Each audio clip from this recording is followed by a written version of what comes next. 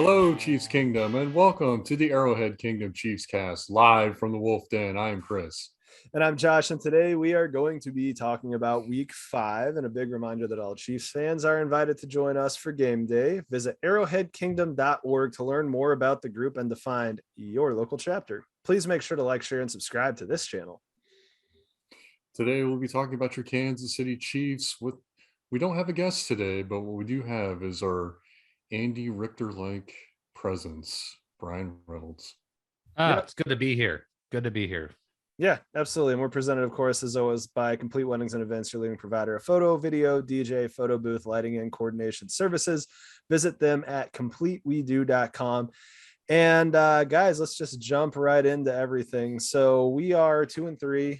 We just got beaten by the Buffalo Bills. So let's get some initial reaction. Brian, I actually want to start with you. Well, if I recall correctly, last week we were expecting a shootout, and it turns out only one of those teams got the memo that a shootout was happening. And the Chiefs brought piss to a shit fight, as they say in the great television show. What's that called? The one with Richard Hendricks and what's his face? It's on HBO. Pied Piper. What's the name of that show? Oh, Silicon Valley. Silicon Valley. Why can't I think when I'm on camera? Brian, I'm sorry that you're just this elite socialite that's got HBO Max. Some of us have mortgages to pay, and we don't have that. I'm one of those too. That being Disney said, Plus. I've heard really good things about Silicon Valley. Never watched it. It's hilarious. Oh, it's great. You'll love it. Yeah. Okay. So Silicon Valley, brain fart there, but yeah, they said they brought shit to a piss fight there. I mean, a lot of people are going to talk about this last few days talking about how our defense, the secondary, just got ran over, and I'm not denying that. But I really don't know if the offense and the turnovers really have gotten as much attention as they need to have. Just the tip turnovers and the bad snap there at the end. Because every time momentum was happening, every time we were doing what we needed to do, that would happen. A turnover would happen, or the one pass interference call, or the roughing the passer call. I'm sorry, the roughing the passer call took the wind out of us there. Seems like every time we started getting our momentum and we moved the ball, we all saw the same plays. We all saw the same drives.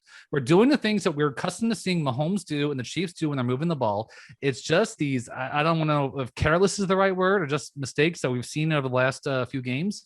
We're not used to it, as we all know. But we're moving the ball. I don't know about you guys. I think Josh, you alluded to this earlier. You're still feeling good. I'm still feeling good because we're moving the ball the way we need to. It's just these mistakes. And I mean, defenses have had to eat a lot of shit the last few days, but I really wish I want to put the spotlight on the offense because we're just turning it over at times that we really don't need to. We shouldn't. But yeah, the Bills did. I mean, tips of the hat to the Bills. They did what they had to do. They put the big numbers up. I mean, Allen was just on fire, throwing darts, hitting big, making big plays. Knox was on fire. So I mean, it's hard to beat that. You can't beat a team like that and make mistakes, apparently. So, I mean, we made too many mistakes, and look what happened. We get steamrolled. So, but we had so many great drives, and we still feels like we got steamrolled, you know? Brian, I watched the exact same game that you did. I actually wrote an article for Arrowhead 1 earlier today. It was published, and I made the comment that there was the exact same thing. And I'll put out here right now the same thing that I said. And I got some flack in the comment section about this, but the defense got 4.5 stops because I consider holding the Bills to a field goal a half stop, but they forced 4 punts. What in the holy H do you want from the defense aside from that? Now, I understand you want the defense to be better, but you know what? We didn't upgrade it in the offseason. So the defense we have is the defense we have. And the general rhetoric is just like, oh, just get us 3 stops a game and the offense is going to go ahead and make everything work. We should have been in that game with a chance to win at the end. And we weren't because the offense was reckless. You know, the 2 times that I felt like the Chiefs were getting ready to turn the corner, it was ended by Tyreek Hill throwing a pick six because he threw that pick six, not Patrick Mahomes. And the other time was that stupid ass roughing the passer call that they had on Josh Allen when the Bills had their backs against the end zone. Now, the 2 things that I'll throw out, I also think the officials, who seemed to catch everything that game, totally missed a holding in the end zone right before that, which could have been a safety and really turned things around. And I'll say that the second worst call of the night was that holding call on Mitch Morse, the play before that. It's just like why are we letting the game play out that way? But Chris, what are your thoughts? You've heard Brian and I rant about the offense. What are your thoughts of that game? I think this game is going to make this team look in the mirror quite a bit. The margin for error is not there anymore. It's, I don't know if it's complacency throughout the team, but you know, this team can't overcome these type of mistakes anymore. And the Buffalo Bills have gotten better. You just made a point, Josh, that we didn't upgrade our defense. The Bills did. And there is a book now on the Kansas City Chiefs offense, and for some reason they can't seem to overcome that. I've heard a lot this week. I listen to the program every week, and it's like the cover two defense is nothing new. I mean, this has been out there for over 2 decades since Tony Dungy really made it popular. And the fact that this offense continues to struggle against that, and seemingly, if you want to say that Mahomes is being impatient, I'll definitely listen to you, because I think he has a real this is a big time for him to kind of take that next step in terms of just being able to take what's given to him and not try to make a big play. There was a really good article by Ron Kopp, one of our friends over at Arrowhead. Addict. No, not Arrowhead Addict. Arrowhead Pride. Oh yeah. Yeah. He did a really nice film study and just showed, basically just how uncomfortable Pat is in the pocket right now, and how he, essentially either he wasn't making the right initial read, or he wasn't patient enough to, I guess, stay in the pocket long enough for, I guess, a secondary read to come open. I mean, so I think that if there's a time for this to happen, I think now is the time, because, I definitely won't want this happening in December. But I think there's a lot on this team that can be adjusted. I think they definitely need to, the invincibility cloak is gone. They can't get away with the turnovers. This is the second game in 5 that they've had 4 turnovers, and they couldn't force one on the other team, even though, yeah, they should have had one from Fenton off that, bunk roughing the passer penalty. But I mean, they got to tighten things up. They need to, figure out how to bust these, cover 2, cover 3 shells. Patrick Mahomes needs to be willing to, be more patient in the pocket. And then defensively, I mean, I could go on about that, but I'll just go with it, saying that something needs to change on the defensive side of the ball, and the athletes need to start playing, and not the players that Spagnuolo trusts.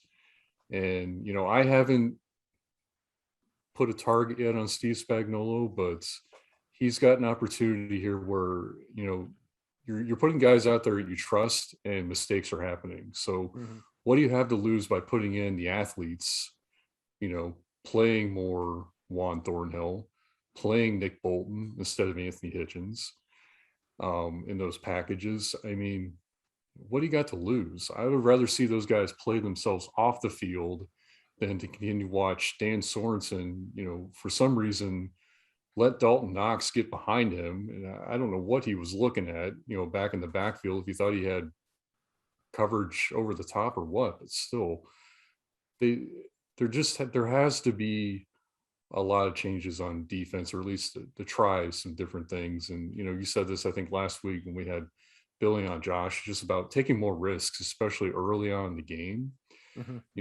being more aggressive on defense, showing more blitzes. We didn't really start blitzing against the Bills until the second half.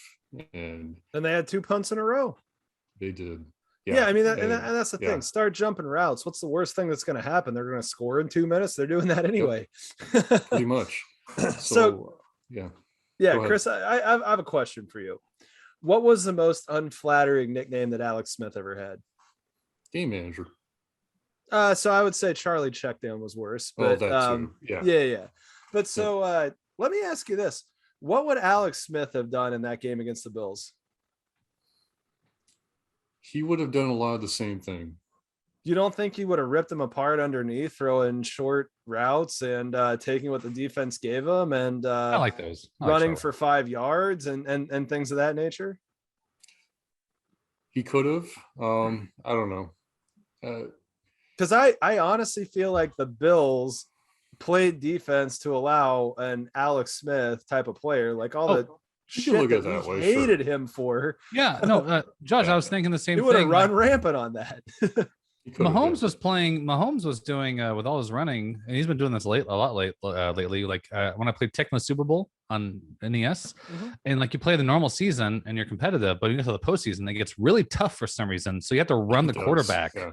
Yeah. So if you want to get any yards, you have to run the quarterback in that game. And I was thinking about that because I don't know if the coverage was deep and taking care of what he needs to do. So he's like, oh, it's open it's up in the middle here. So because all the defense is back, so I can make my runs. I can do what I got to do to get the yardage here to get them back over here and playing more on this side, so I can make those kind of dagger throws.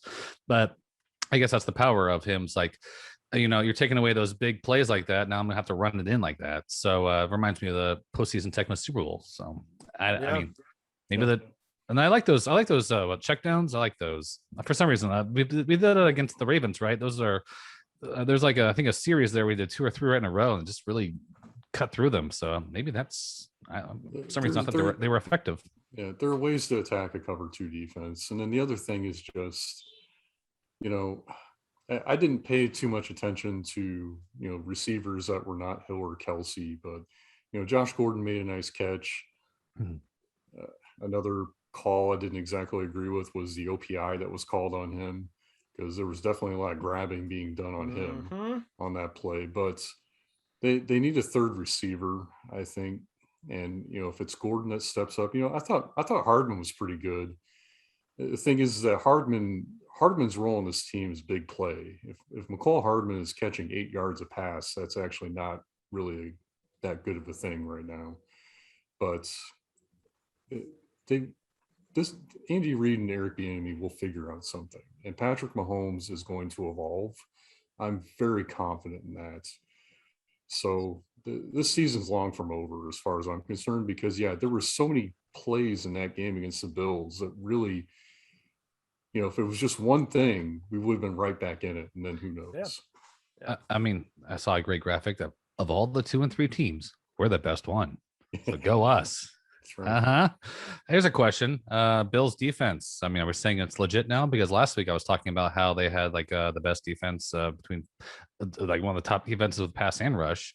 I mean, but I think Josh, your pushback was they were playing against kind of scrub teams. So, I mean, it looks like they held us to what they did here. I don't know if it was more of a defense play against us or if our offense just shit the bed. But I don't know. It looks pretty serious. I mean, we had too many turnovers. There's so much momentum stoppers, but that's why this was a team loss. I mean, I'm not going to point on one side of the ball or the other. But a lot of I've heard the term wake-up call a lot, although I don't understand how there wouldn't have been a wake-up call against the Ravens or the Chargers. But I mean, if this is not a true wake-up call for this team, I don't know what is. We're thinking if they won as a reset, and if it lost like this, it's another form of a reset. Like we need to reset our mindset. Yeah, I just go back to this. Who are the best 4 teams in the AFC?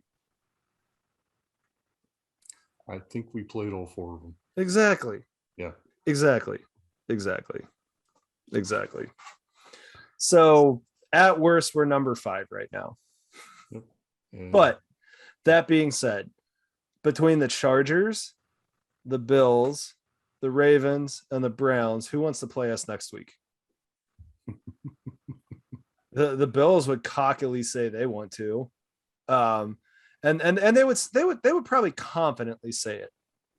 I think the Browns the Ravens and the Chargers would cockily say that they want to play us again, and I think the Browns would probably be the ones that mean it the second most. So there you go.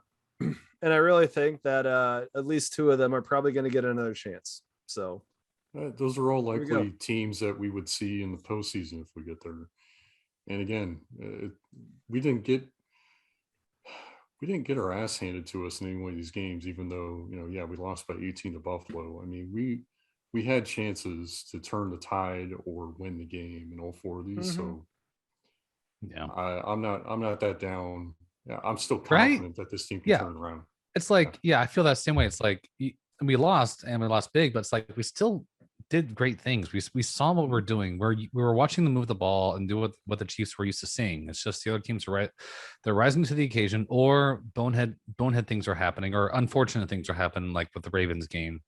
But we're still in the position there. Maybe we're just so accustomed to like no interceptions and no turnovers for the last few years that it's just like, what is this? What is this feeling? Oh, this is what football fans feel because this is a normal part of the game. But yeah, it's always a nice feeling, like when you're like, 7 minutes left in the fourth quarter and you're down by what we were down, but you still feel like you have a chance. So I always like that feeling. Yeah. I mean, and here's the other thing. I mean, I didn't even think about going to bed without watching the end of that game. Oh, I never felt like that was out of control at all. I even watched Josh Allen's post game interview. He's kind of like, it was late too. Taking this in, but yeah. Okay, so before we move on from this last game, either you guys have any favorite play calls or anything like that, or stats that jumped out at you?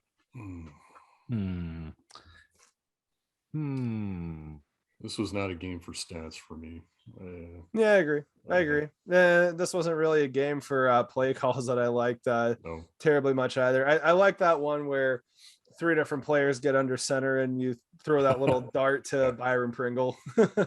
I like that. That play's way more entertaining after a win, though. I like that little flip to Kelsey when he just like barreled himself into the end zone for his touchdown. That was kind of cool too. That was like a backyard football kind of thing. So that was fun. Yeah. Good stuff. All right. So week 6, we play the Washington football team in our nation's capital, Washington, D.C. Brian, what are you expecting this weekend? Blood. I expect they better come out. Our team better come out fired up and ready to make a statement. Oh God, we better make a statement for this one. Yeah, I'm expecting. I mean, it's one of those like just keep doing what we're doing, but I mean, limit the mistakes. These offensive mistakes. I don't know what needs to be said. I mean, Patrick's played long enough now. He's MVP. He's been in 2 Super Bowls, and it's like he knows what he has to do. He knows, and I guess he's realizing that maybe the defense is stepping up their game. So like maybe they're making defenses that are Patrick Mahomes defenses to like we got to play him because he's so effective. And they've done their studying, and the defenses have done what they have to do to put him his back against the wall. But he's a competitor, and we've seen him move the ball the way we expect him to move the ball. We see the team, the stars do what they're supposed to do. We're used to seeing it. I guess limit. I really want to just see limited mistakes on offense. Really, people are going to be talking about the defense. People are going to be talking about Sorensen. If Sorensen gives up a long, they're going to be talking about him for some reason. That's fine. I get it. He should be held to the fire. But the offense, we got to stop these mistakes. It's just not working. People are going to be as offensive against us. We got to answer, and we got to do it with poise and consistency. So that's what I'm looking for. Chris, your thoughts? I think that they're gonna. I mean, this may not be the flashiest win, but I got a feeling they're just gonna go out there and just play focused, and essentially let Washington commit some mistakes. I think that'll happen in this game. The defense is still going to it's probably going to make Tyler Heineke look like, he got a comparison to Tony Romo, I think in the CBS Sports article a couple weeks ago. But, I still think I think you're going to see an attitude change on Sunday, and it's going to result in maybe not a blowout win, but at least a win where they're just constantly keeping Washington at arm's length. Ravens beat them 37-3. Yeah, I mean, here's the thing that I'll say: the Taylor Heineke Tony Romo comparisons are impeccable. I mean, they both play quarterback, and their numbers are 5 apart. So yeah, I don't see how you could miss that one. Yeah, no, I expect the Chiefs to show up on this one. We're not getting beat by goddamn Taylor Heineke. That's just not happening. I think that we do actually convert a couple turnovers on this one, and that I can see us winning by a bigger amount than the game is actually, far apart. So in other words, it's closer, if you will, than what the score indicates. But I expect us to take care of business against the Washington football team. Jesus. The Bills put 43 up against them. God damn. Against Washington? Yeah. 43-21. Well, that's it. I mean, Jesus, Bills 40-0 against the Texans. So but here's the thing. If there's anything that's going to make you worried about Washington, it's how close they played the Chargers. Oh, I mean, I'm sorry. I'm still stuck on I'm back on the Bills. Yeah, I'm sorry. I didn't realize that there's 2 goose eggs, the Dolphins and the Texans against the Bills. I did not do show prep. These guys are, I guess the AFC goes through Buffalo, doesn't it? As a Chiefs fan, I hate to say it, but it looks like does. Have to say so, It probably does. That's okay. Yeah. But I'm an honest Chiefs. I'm an honest guy over here. But all right, I'm sorry. Back to Washington. Yeah, we gotta get the job done. I'm sorry, Josh. I cut you off. I'm sorry. Yeah, no, that's exactly. We need to get that job done, and that's just where we're gonna go. And then we, go out to Tennessee for the Titans, and then we have a big run of home games, and then a game out at the Raiders, which they're in, kind of clean up the mess mode. So, I guess let's get a final score prediction. Chris, final score this weekend. I'm gonna go 30-21. Okay, Brian. I'm going to go 28-14 Chiefs. I'm going to go 48-20. Right. Nice. Hey, Mahomes is going to he's not fucking around, is he? No, and he might throw 5 more touchdown passes like against the Eagles. Maybe Honey Badger pick 6 or something. Exactly. Okay, so let's get into the rest of the AFC. What are your guys' thoughts on the AFC right now, aside from the Bills are the best team? I don't think we need to put any more stock into that one. The Chargers. I think that they've the Ravens had a really nice comeback, but I'm still more scared of the Chargers than I am the Ravens, to be honest with you. I think Justin Herbert's really playing well, and he still is, same thing with Mahomes. There's the ceiling has not been met yet. So no, it's going to be, I think the Chargers, they're definitely a front runner for the division right now. That's why I always see it, but they still got to come and take it. So, but I am very impressed though by Justin Herbert and how the Chargers are playing. Agreed. Brian, any thoughts for the AFC? Does John Gruden count as a discussion topic for the AFC? So I want to talk about that guy for a second. You really want to talk about John Gruden? Yes, I do want to talk about. Everyone's talking about John Gruden. How come? All right. What do you think of John Gruden? What a moron! Here's my thought process on this one. Okay, they always talk about 2008, 2009. They're like, it's been a decade or whatever about that.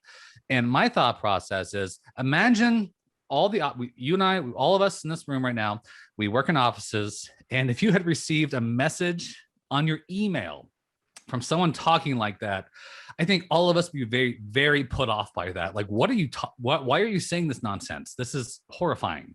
I try to put myself, because I actually have a story for this. Keep going, but I have a story for this. Well, so the process, the concept is, and don't get me wrong, I love jokes. Josh, you guys know I love jokes, but I'm like, a joke, an email format in a business, I'm not gonna. Who wants to say nonsense, horrible things like that that are disrespectful and harmful? And it's just when you hear that and you see that going on, if I just put myself in an office, just take the football out of it, take the foot, I don't know, what's the right word for the kind of jock head or jock mindset and like the locker room stuff out of it. Like if I was in a business and people are emailing crap like that around, saying shit like that, I'm like, yeah, you don't email me. Don't put my name on any of these emails. Don't you dare talk to me like that, because I have a career I need to think about, and this is very disrespectful. So I think when it comes to that, like, that guy is just a moron. Maybe a good football coach. Maybe he's a Super Bowl champion. But my God, when it comes to like social, like stuff like this, what a freaking moron. And people ask, like, is he? I don't know, like in terms of like how he feels. I don't know if there is hatred inside of him. Leave that to him. But like in terms of like stuff like this, he's a freaking dope. See, here's where I'll go with that. I don't want to name any names, but I used to work for a company in the 2008, 2009 timeframe. Brian knows what this is. And I worked with a bunch of meatheads. There was definitely a lot of locker room talk. There was just a bunch of untapped aggression, and very tapped aggression for that matter as well. And that's how the culture was. Here's the thing that I think of, because one thing that I haven't noticed is anybody really pointing out who was on the receiving end of any of these emails. It was all the content of the email. So I understand what you're saying, Brian, about, hey, don't send that to me, but I kind of go a slightly different direction. So what I found out during that period of time was that on Thursday is when the IT department had this robot sweep that would go through emails, and they would try to flag things that were against company policy. And I would say that I would be part of one of a group of about 25 people, because I did get caught with this, dropping an F-bomb in a company email. And the email would be sent to me, and it's just like, please re-review the company policy. And it would have a thing where I'd be saying somebody was like effing out of their mind about something like that, you know? And it's just like, okay, yeah, I probably shouldn't put that in there. But there was a bunch of us that started, if you were going to write ass, you would put a $sign. You would start throwing asterisks and stuff. If you were going to old do chat things. room systems there. But more than anything, you just kind of quit putting that stuff in email.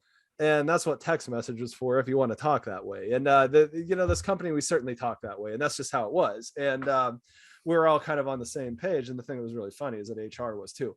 But so that whole thing happened. But there was this one guy who was in a very, very high position of power that did not take that, and he would just send whatever the hell he wanted through email, and he didn't care how he got flagged. And I mean, Gruden, I think, is worse than just simply being, shameless and unabashed, if you will. But that was really the direction that I kind of took from that. And more than anything, I recognized in 2008, when I was in a very, very early portion of my career, it's just like, yeah, it is not a good thing to get emails sent back to you where they copy what you say, and it's the IT department saying, you're not supposed to be doing this, and you know it.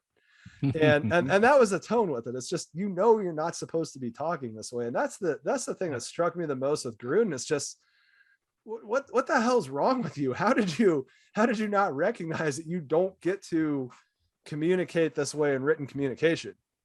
It's just, this is just horrible judgment. And whether there's hate in his heart or not, I think is I won't say irrelevant, but that's not really the thing in this situation. What's come to light for him is that you just clearly have just horrific judgment and just a general lack of care of basic decorum. And there's a level of hey, this crap happened 10 years ago, but a lot of the stuff that came out secondary, it's like, nah, it wasn't 10 years ago, it was a little closer than that. And it's just you can't stack that much stupidity on top of each other and expect to recover from it. You can't. Well, no, and you think about all the different groups that he had pointed out in his emails, and you think about, Carl Nassib's on that team. I mean, how could Carl Nassib really want to play for John Gruden after, hearing what he said about Michael Sam? I mean, there's no way that I wonder just how, on Sunday when they played the Bears, just how much that team was really into playing that game, because from what I heard, all the information, I think we all know how much they were into playing that game. Well, all the emails had actually reached the Raiders on Friday, so this was already known. Yeah. I mean, Yeah, he had to go. Well, that brings me to this. Josh, I just want to share this real fast. Yeah, go Is for it. Gruden gone yet? Yes, yes, he is. Yep, we did that. I know that when he got fired, we started trading messages, whether or not that was happening or not. But yeah, I mean, it's just emails that spanned a period of time going to 2018. I mean, you go from a period of time where you knew better to where you really should have known better, and you carry this crap into your current job. It's just you don't get to recover from stuff like that. No. I mean, you gotta setting. know better. You gotta know better. No, Just I don't mean, say. Yeah, just don't say. I mean, yeah, or maybe just don't be the kind of person that thinks that. And that's it. Don't be that way. That's really what it is. Is don't be that way. The lesson is don't be that way. Yeah, that's the real lesson. It's not don't communicate. It's like let's not be that way. And that's that way. And you know, I don't know how old he is, and that's no excuse, obviously. But obviously, we're all as the decades go on. It's just like, okay, at least can you understand how these words cannot play out, like what they're gonna do to somebody? I'm like, is there a maturity thing going on over here? Because I know you're intelligent. Dude, the guy's been on TV for 25 years. Yeah, so he's been consistently on TV for 25 years. I mean, if you haven't learned it by now, you're not going to. Gosh, and I guess and we don't have to keep beating a dead horse here, but it's just like I guess it gets into the discussion about private, like it's a private. I agree, he's a dead horse. It's a private communication versus like, you know, it doesn't matter. It's ESPN's emails. They're gonna be audited, and this is what happens. So hey, you're a public figure. That's how it goes. So here's the thing, and I'll just throw this out. I've talked to tons of corporate legal type of people, and one piece of advice that's always resonated is don't put anything in writing that you wouldn't want read back to you in court. Yeah, okay, yeah, that's it. And so been my philosophy ever since I started a career in offices. Just don't say something that you want to read back to you that you have to like answer to. Like that's so at the very least, just pick up the phone and say this stuff to people if you feel like you have to talk that way. If you're gonna be a shithead, if you're gonna, and that's it. And I've had it said as much that way, and that's but like the important thing with that is that if you're going to be delivering negative messages, if you're going to be delivering long messages, if you're going to be delivering negative messages, if you're going to be delivering messages that could be taken different ways out of context, pick up the phone and do it. You know, you have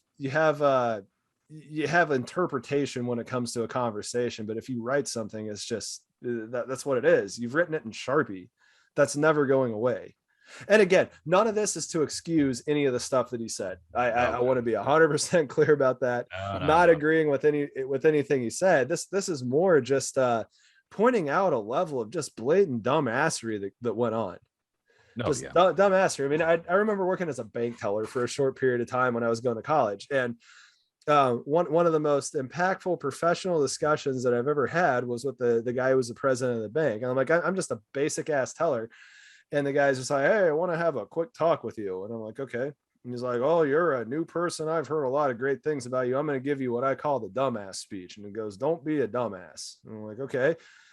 Yes, sir. And he just says, what I mean by being a dumbass is that you are handling people's private financial information. And the biggest dumbass thing that you can possibly do is talk about somebody's business to someone else.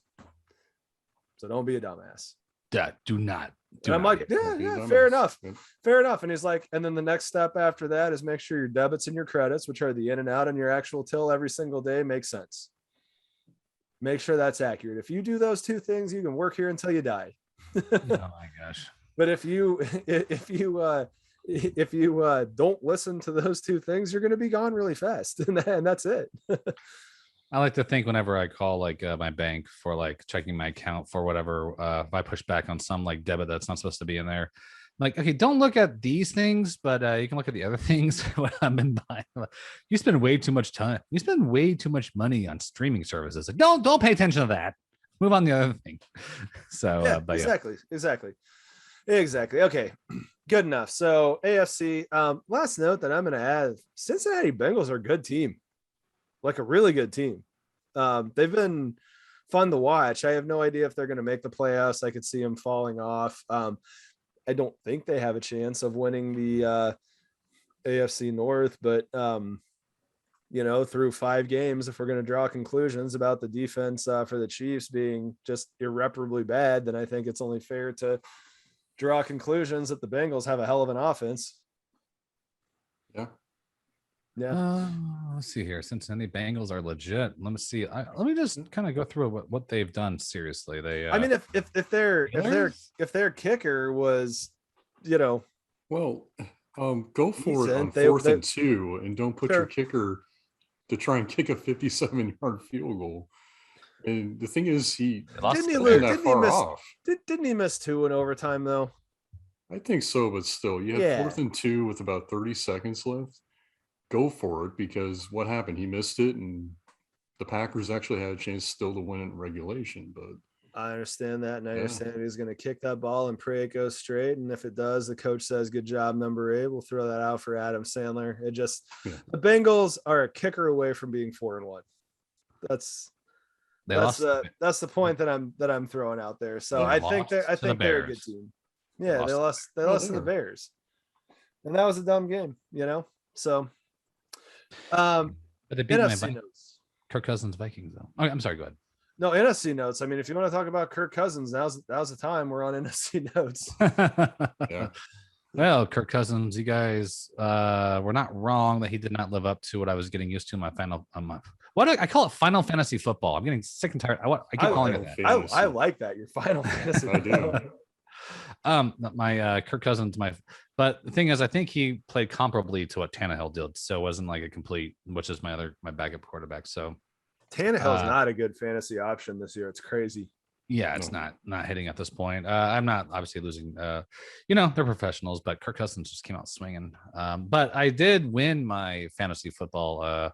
Even though I like whenever it says, like, it reminds me of Texas Hold'em on ESPN, where they you have like 20% chance of winning, but I ended up winning because one of my players just went gangbusters on Monday Night Football. And I'm pulling that number up right now. You know what, Yahoo? You know what? Let's not load quickly, because who needs? I'm guessing that you had Andrews for the Ravens because he had a hell of a night. Jonathan Taylor. It was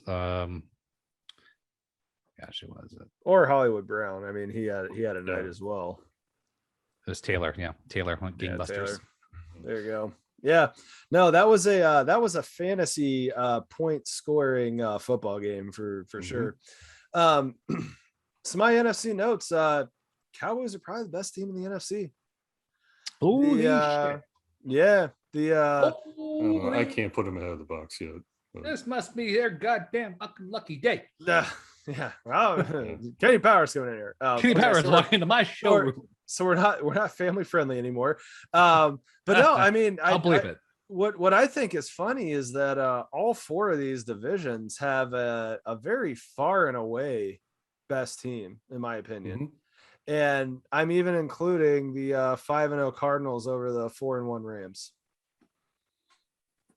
So yeah, we'll see. I mean, sorry. I was just gonna say, I think it's the Bills and the Bucs as far as I think the 2 best teams. I think they're going to end up over the long haul. But yeah, the Cowboys are looking really good. Yeah. All right. So any old friend alert, anything like that? Former Chiefs player, anything that you guys notice? Yep. So Damian Williams tore it up pretty good for the Bears. Yep. But there's another old friend that, if you are a KU football fan, you will recognize the name Khalil Herbert. Yep. Khalil Herbert started his career at KU football, and then he transferred to Virginia Tech. But he had himself a day. It was almost, go back to a Tecmo Super Bowl reference, Brian. It was like Marcus Allen and Bo Jackson there on against the Raiders. Oh God, those 2 were running the ball up and down the field on the Raiders. Nice. But, yeah, those are my old friends. That's my favorite line from Family Guy, where they're playing Tecmo Super Bowl, and Kidder goes, "All right, we're gonna play Tecmo Super Bowl. Okay, I'm the Raiders. I'm Bo Jackson." He just like runs around the whole thing for the whole quarter. Brian, you have any old friends? Oh gosh, I can't think of any. No, I got nothing. I mean, I'm drawing a blank. I didn't see anything. So yeah, no. my old friend is Matt Nagy gets to live to fight another day based on the Raiders not showing up, because Chris, I agree with you. I don't think the Raiders showed up at all. So I'm gonna throw out a theoretical old friend situation. How would we feel about Eric Bieniemy coaching the Raiders? I say he should go for it. He deserves a chance somewhere. I agree with you. Okay, yeah, I wouldn't be happy to see that just based on him coaching. What is that line from but Band of still, Brothers? What's that line from Band of Brothers? Like, I don't mean this in terms of Bieniemy. It's like you don't salute the man, you salute the office. It's like not him, but like you don't salute the team. I'm saluting the office of head coach of a professional. Yep. No, fair enough. And I agree with that. Eric Bieniemy should be a head coach, and if the Raiders job, called this weekend, I don't think that we should fault him if he took that move in the middle of this season. And I'll wish him the best of luck, and just bow to hate his guts twice this year. Yeah. Well, it's unlikely to happen that they'll hire someone. No, I agree. Season, but I agree. But I'm right there with you. I mean, agree. if it's the Raiders, so be it. He deserves an opportunity. Yeah. All right. So if the football week was a song, what y'all got?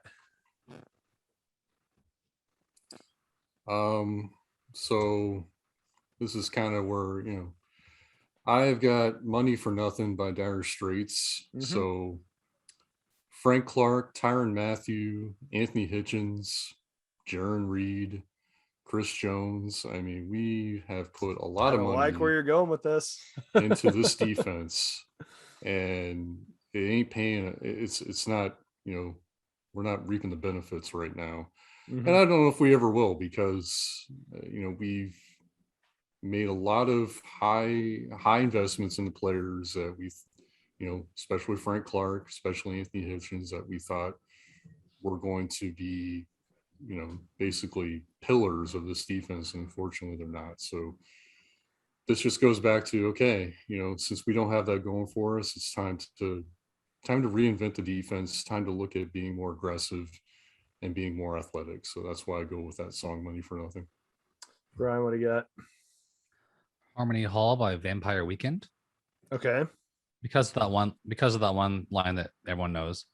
I don't want to live like this, but I don't want to die. Yeah, I don't want to live like this. I have those 2 and 3. Okay, but I don't want to die. I just want to want to turn this one around. So that's where my mind. Don't want to live like this. We got to turn this around. I'm not ready to submit or die quite yet, but I don't want to live like this anymore.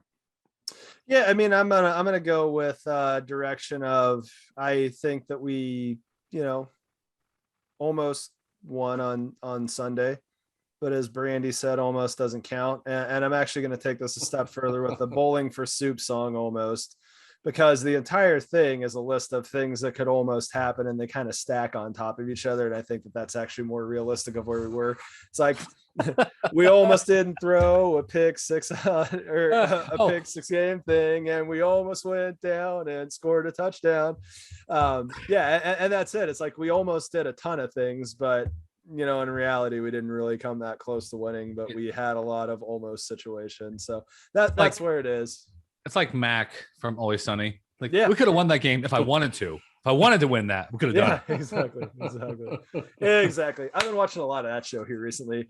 Okay, so fantasy stats. I'm gonna go ahead and jump in here because I gotta talk about a week that I had with the team that I care the most about. Chris, I got to apologize. The team I care second most about is our content creator league that we have. I have a league with a bunch of college friends that I play in. That is the league that I care about the most. And so I'm going to throw my first number out, 150 points in a PPR league. What do you think the chances of me winning this were? High, as in 80%, 90%, 95%. 90. Okay. Now let me ask you the next question. 150 points. And I had 2 players that scored 0. How likely do you think it would be that I scored 150 points with that situation? 10%. Okay, so the first thing that happened was I had Calvin Ridley playing, had no clue that he was even remotely close to not playing at all. I'll chalk that one up to me not paying attention and not noticing that he was playing a 9:30 a.m. game in London. So that was the first one. Kenny Galladay, hey, good work, buddy. Really happy I have you on my team this entire season, first of all. But he went ahead and got hurt like all the different Giants players. So I scored 150 points by 7 players. So now let me ask you this last question. If I were to tell you that I lost this match, how badly do you think I lost? Chris, throw out a number. 5. I lost by 50. I lost. I lost. I think it ended up being 197 and a half to 150 flat. Jesus. Okay. Well, actually, I was playing a team that had Mark Andrews and Hollywood Brown, and I went into that game, that Monday night game, and I was up like 150 to 130. I'm just like, you know what? I think that I can pull this off. And then the Colts defense was doing what the Colts defense was, and then as soon as my opponent got to about 152, I'm sitting there going like, good God. Emmanuel Sanders is who I would have played if I would have known that Calvin Ridley wasn't going to be in there. So I would have gotten 19 out of him and I'd still be winning. And then at the end, it's just like, and I lost by 50. There's absolutely nothing I could have done. Nope. But yeah. Yeah. You reminded me of. Oh, go ahead, bro. Yeah. Oh, Josh, you reminded me of that song called Strokin' by Clarence Carter. Let me ask you this. Have you ever made love while watching the Late Show? Exactly. Well, let me ask you this. Have you ever made love in the backseat of a car? No, it's right, but I stroked it to your woman in the bed of your truck. Let me ask. I like you have the Clarence Carter transition. Let me ask you this. Yeah. I was waiting for you to start singing Strokin'. But no, so I mean that's the most bizarre game that I've ever been part of. Chris, what's your story? Well, no, there was a team in my so I'm in an auction league, and there was a team, same scoring structure, I think is what you're describing. He had 204.75 points this week. So he had Justin Herbert, Hollywood Brown, Jamar Chase, DK Metcalf. Literally everybody. And he had Robert Woods on the bench. I mean, it was insane. So his bench put up 50. Just about. So yeah, it was crazy. There was some really wild fantasy performances out there last weekend. Yeah. I have Antonio Brown on my team as well. And yeah, I talked about Jonathan Taylor, and he did what he did, and then I had Brown up there. Kirk Cousins at 14.4, Tannehill at 13.9, so comparable. So thank goodness I had Taylor and Brown. They came to party. Oh, also had Robinson from Jacksonville to put 21 points up. He was projected for 13 points, but put 21 up. So my dudes came to party. I dig it. Yeah, Brian, I love listening to you talk this way, by the way. You know what? I'm not playing fantasy. Hey, by the way, I had James Robinson with 21 projected. And blah, blah, blah. The worst impression of me anyone's ever done. Like, it's like I've never been focused. Maybe it took the fact that I'm on a weekly podcast about the NFL to like, I better stay up to date with this one and not just like brush it off. So, it's actually good friend of Brian and I's. He never paid attention to sports, and we're talking about Jeff. So he's been in my baseball and football league and everything, but never paid attention to sports at all. And so the first year that we do baseball, he gets humiliated, finishes last. We cast every possible stone at him. And fast forward to the next year, and every single time that I talk to this guy, he's sitting there watching Sports Center, and his wife's a really good friend of mine. And she's just like, not watching Sports Center all day and blah, blah, blah. And he just immersed himself so much in sports, and he just throttled everybody in this fantasy league and won the second year. It's just like, where is this monster? You shamed him into competency. We shamed him into competency. We shamed him into elite functionality is what we did. This wasn't even just competency. This was elite functionality. Effective, very comparable and effective. Yeah, well, good for him. We are the best at what we do. All right. What do you want to talk about now? So I think we have final final shots, but real quick, I feel compelled to share my screen here real quick to just show you what this matchup looked like, because this is some of the most bizarre stuff I've ever seen. Let's see here. Yeah, so this is what the score looked like. Are you're on the left? Yeah, I'm on the left. So I had Josh Allen, so I had Calvin Ridley and Kenny Galladay doing nothing. Yeah. Yeah. Finally got a game out of Myles Gaskin. Didn't drop him, thankfully. But yeah, so I go into the game with Mark Andrews and Hollywood Brown, needing to score 20 to keep me in it, and they scored 70. Yeah.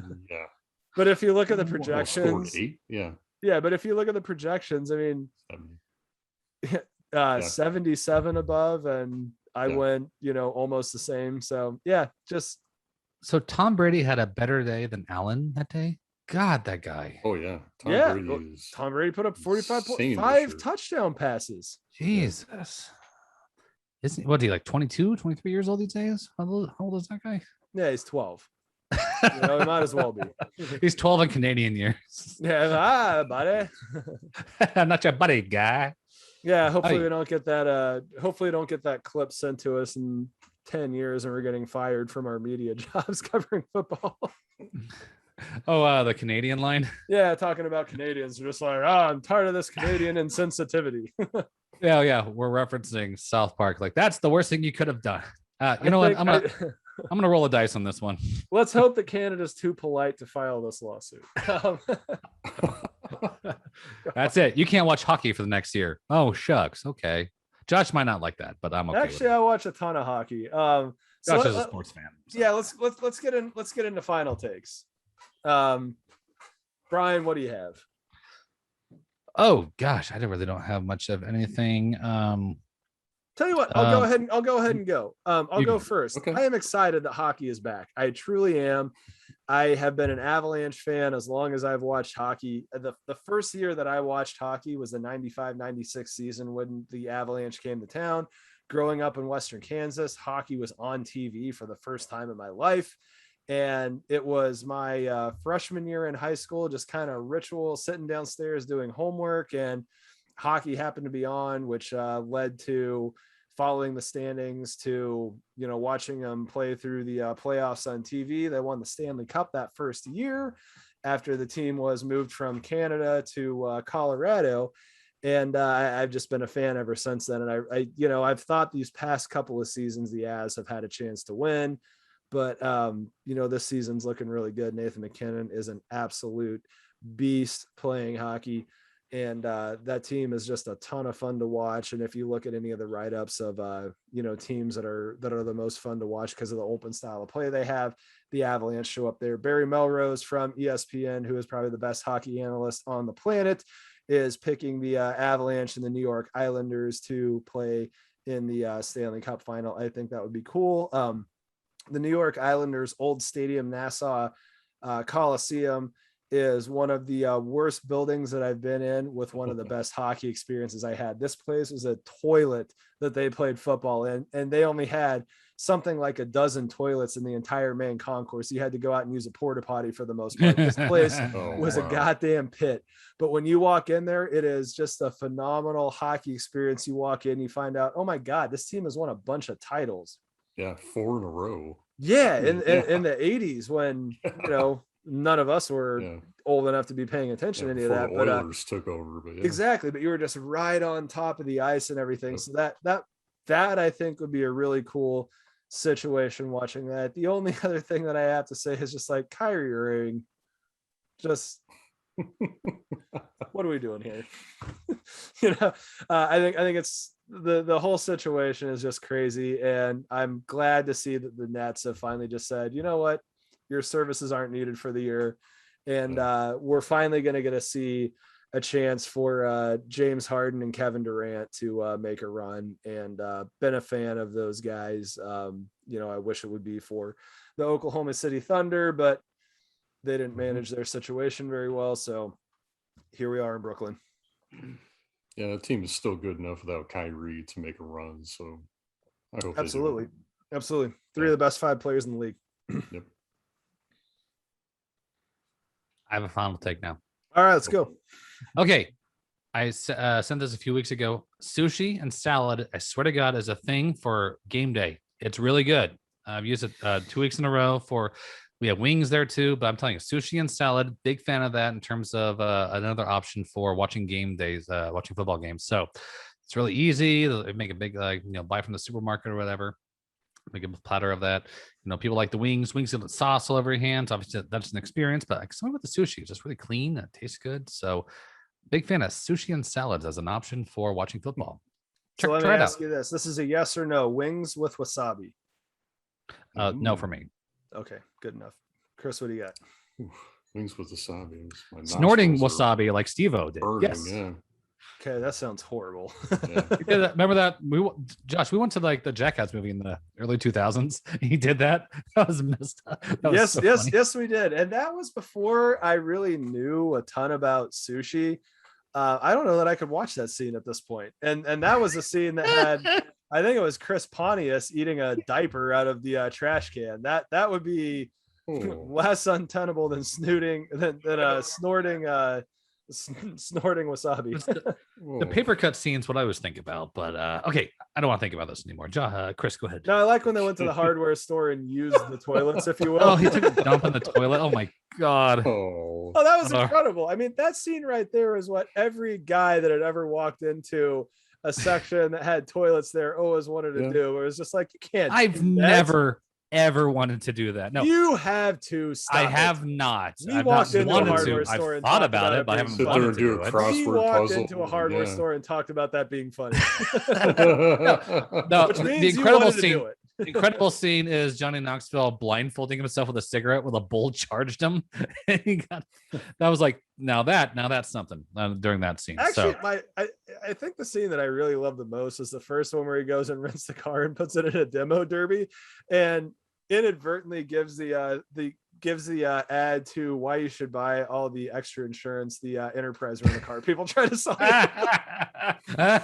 or gosh, what was the scene where gosh, okay, so they did that one, but what was like the famous one where he fought Butterbean and he gets like knocked out and cuts his head open because he hit it on the side of a thing and they're like stitching him up there and he goes, "Is Butterbean okay?"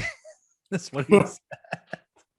I remember laughing so hard at that in the theater back when we went to go see movies in theaters. But my God. All right, Chris, now that we've interrupted you enough, what's your final take? Yeah, I'm actually going to be serious here. I'm going to try and bring it. Why would you do that? Here. I don't know. Well, so I want to give background to Al Davis. So, he most famously was the owner of the Raiders. He actually coached for the Raiders, was also the GM. But Al Davis was the first NFL owner to hire a black head coach, which is Art Shell. He was the first NFL owner to hire a female chief executive, Amy Trask. And he also had the first minority coach to win a Super Bowl on his staff. And those facts have actually been said quite a bit in the last couple of days. Now, some other things about Al Davis is back in the 60s, he actually was strongly in protest of segregation laws, so much so that he refused to play a preseason game in Mobile, Alabama in 1963. And then he also would refuse to travel to cities to play games where black and white players were required to stay in separate hotels.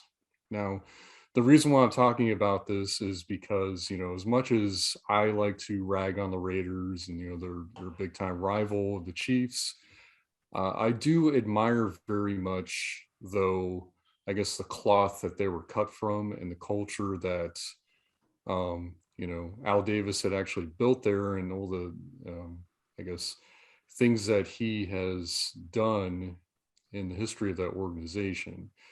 But the main point that I'm making here is that John Gruden's comments do not embody the Raiders organization. And I hope people know that. And I hope that you're not taking anything in any one of those emails to be reflective of the Raiders, because it's not, in my opinion. This has always been a franchise that has been at the forefront of diversity. And, I just want to, throw some respect out there to Al Davis and throw some respect out there to the Raiders, and also to Mark Davis for doing the right thing. So yeah, Mark Davis firing John Gruden was poetic justice. Cheers to that. Brian, you're going to clip this out and we're going to send this to our Raiders fans. Can do, will do. It's going to happen.